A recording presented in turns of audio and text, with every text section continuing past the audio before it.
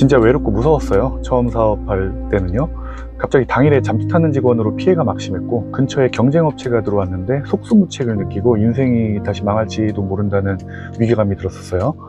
눈 뜨자마자부터 주 7일을 새벽까지 일했지만 제자리였고, 여자친구는 일에만 미쳤냐고 헤어지고 혼자가 됐는데, 건물주도 손님도 직원도 다 적처럼 느껴졌어요. 그 후에 돈이 없어서 가장 싼 값에 인수했던 지하고시원은 누수, 습기, 곰팡이, 하수구 문제, 그리고 범람하는 대왕바퀴 같은 걸 맞이하면서 시작했고, 새벽 4, 5시까지 똥물을 퍼내기 일쑤였어요. 언덕길 높이에 있는 곳이라서 위치적 불리함도 상당했고요. 마이너스 인생에서 10억 이상의 자산을 몇 년 만에 일구고 월 2천만 원 이상의 현금 흐름을 만들어낸 저의 사업 초기 이야기예요. 안정적으로 사업을 잘해서, 그리고 직장 다니며 투자를 잘해서 그렇게 성공하는 과정과 방법을 이 영상에서 직설적으로 알려드리겠습니다. 유능한 제 친구들과 지인들 모두 비슷한 과정을 거쳤어요. 지금보다 인생이 더 나아갈 길이 안 보인다 생각되시면 꼭 한번 끝까지 보세요. 그리고 무엇을 잘못했는지 한번 점검해 보시길 바랄게요.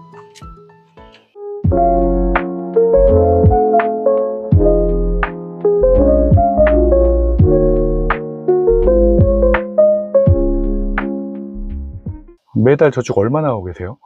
제가 아무것도 안 하고 놀고 먹고 쓰고 싶은 거를 양껏 쓰면 한 달에 1,000만 원 정도씩을 저축합니다.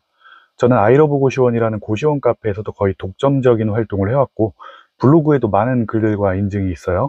허세를 부리거나 자랑을 하려는 게 아니에요. 세상에 저보다 대단한 사람들이 정말 많으니까요. 세상을 좀 더 열심히 살아야 되는 이유. 열심히 살지 않고 1년에 1억씩을 대충 저축해서 10년이 지나 10억을 저축했어요.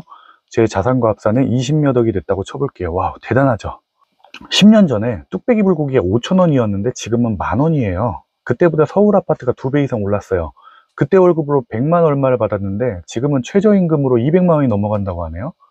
매년 1억씩 저축해서 10년 후에 20몇 억이 됐지만 물가를 생각하면 결국 아무것도 모은 게 없는 게 되는 거예요. 경제 위기가 올 거다 하는데 안 오고 있죠. 이게 자본주의입니다. 국가가 돈을 찍어내서 위기를 관리하고, 그렇게 진 국가빚을 인플레이션으로 무마해 나가는 시스템이거든요. 이걸 이해하지 못하면 돈을 벌 수 없고 미래의 중산층이 될 수가 없겠죠. 그래서 투자나 사업을 필수적으로 해야 되는 거예요. 그러면 어떻게 소득을 가속화시키고 통장 잔고를 어디에 어떻게 활용을 해야 될까요? 능력을 키워야 되는데, 능력이라는 건 자격증 같은 문서적인 것으로 만들어지지 않는 게 문제예요. 그럼 제가 능력을 키운 방법, 제 친구들이 능력을 키운 방법을 알려드릴게요. 잘 이해해 보세요. 사업을 하던 저는 매 순간 위기와 과제에 봉착했고, 그것을 해결해 나가며 매년 새로운 것을 해내야 됐어요.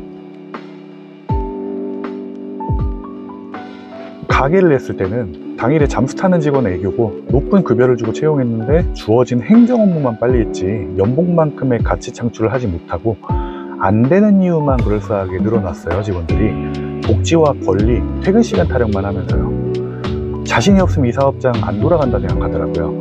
저는 어떤 문제가 있던 어떻게든 직접 해결을 해야 했죠. 야생으로 나가서 어떤 자원이든 무슨 결과물이든 가지고 들어왔어야 됐어요.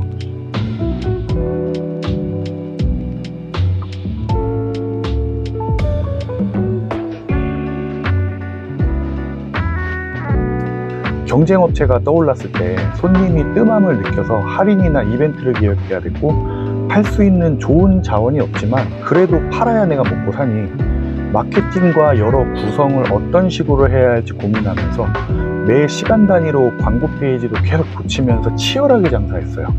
그 늘어난 경쟁업체만큼 파이를 키워야 했거든요. 새로운 자원이 필요할 때 마진을 줄이더라도 좋은 소재가 있는 다른 거래처를 뚫으러 나간다거나 광고 페이지를 전면 수정해 본다거나, 너무 과도했을 때는 경찰이 오기도 하고 노출 채널을 늘리니까 실속도 없고 이상한 손님만 유입이 되기도 했어요. 가만히 앉아서 손님이 오나 안 오나 하고 있으면 아마 망했을 거예요. 누구도 알려주지 않는 것을 자신의 힘으로 방법을 찾아내서 해내야 됩니다. 내가 선장이니까요. 이를테면 내가 프리랜서라고 해요. 어쩔 땐 100을 벌고 어쩔 땐 500을 번다고 해요. 그럼 이 불안감을 해결하려면 어떻게 해야 될까요? 하방을 끌어올리고 상방을 더 높여야 되겠죠. 그럼 그 중간에 수반되는 능력이 뭐예요? 일도 경쟁자들보다 더 잘해야 될 거고, 나를 알리는 마케팅도 훨씬 더 잘해야 돼요. 그걸 탐색하고 연구 고민할 뿐 아니라 결과로 드러내야 되는 거죠.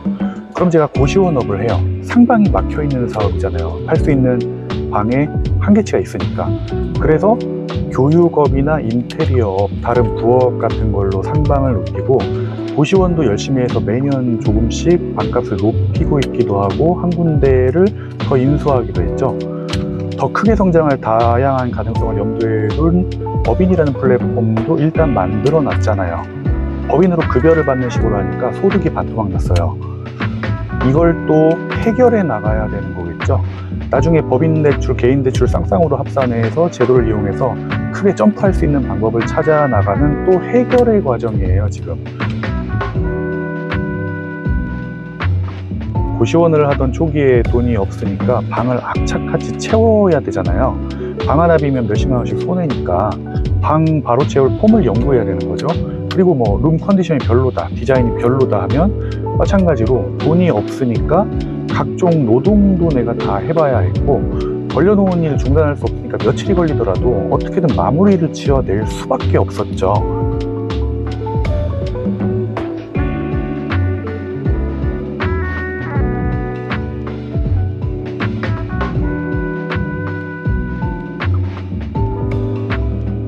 서울대 교수 누군가가 이런 말을 했다고 해요.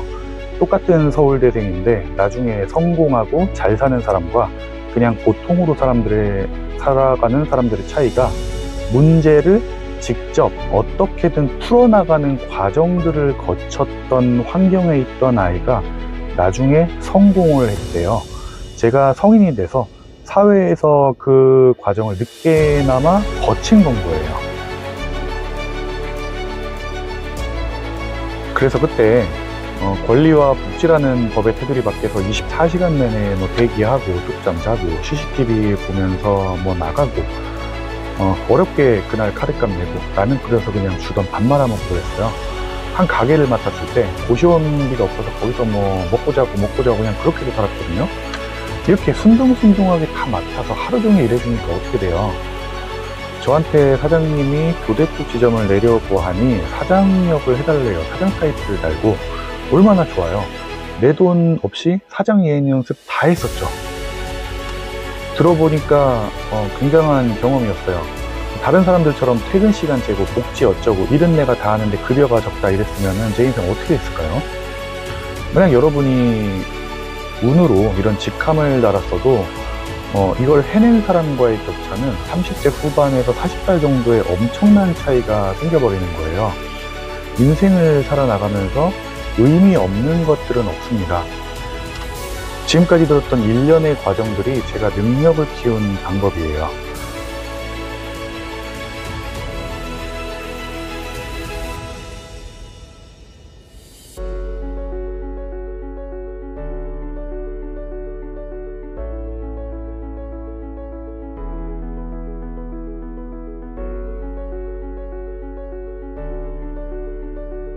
순서를 바꿔야 됩니다.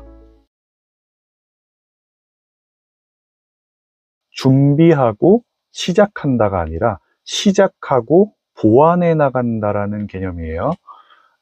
유튜브를 한다는 두 명의 케이스를 제가 예시로 한번 들어볼게요. 어디 가서 유튜브 편집 아카데미 같은 거 돈 주고 배워서 뭐 2차 저차 포트폴리오 만들고 유튜브 사무실에 이력서를 넣어요. 뭐 자격증도 땄더라고요. 근데 이 사람은 어떻게 돼요? A 유튜버가 연봉을 적게 준다고 몇 개월 있다가 그만두고, B 유튜버가 일을 너무 프로세스 없이 막 시킨다고 또 그만둬요. C 유튜버가 좋은 연봉으로 사람을 구인하니까 이력서 넣고 탈락하니까 그 유튜버를 또 엄청 욕해요. 계속 이러고 뱅뱅 돌고만 있어요. 그런데 반면에 어떤 사람은 뭐 영상 만드는 기술도 없고 배우는 것도 없어요. 그냥 유튜브 시작했어요. 막상 만들려고 보니까 자막을 어떻게 넣는 게 좋은지도 모르겠어서 망영상은 만들었는데 어설픈 문제들을 후행성으로 찾아 나가면서 하나씩 해결을 해 나가니까 2회에는 뭔가 좀 더 갖춰지고 3화에는 뭔가 좀 더 돼 있는 거예요. 그렇게 영상을 계속 만들어 나가다 보니 이제 이걸로는 먹고 살기 힘들다 생각해서 뭐 인스타 같은 것도 하기 시작했어요. 처음엔 그냥 자기가 만든 유튜브 영상 릴스 같은 거, 근데 시간 지나도 잘 안 되고 이제 거지가 돼가지고 제가 이 친구한테 도배를 알려줄 테니까 도배를 배워서 내 고시원이랑 나 아는 사람들 도배 좀 해주고 다니라 했더니 유튜브고 인스타고 이제 수입이 없으니까 도배 기초를 배워서 하루에 고시원빵 2개씩 하면서 재료비 빼고 일당 20만 원을 받는 사람이 금방 됐어요. 근데 도배를 하다 보니까 블루칼라가 돈이 되는구나를 깨달았어요. 그게 어찌저찌 하다가 설비일에 시다를 맡게 됐거든요.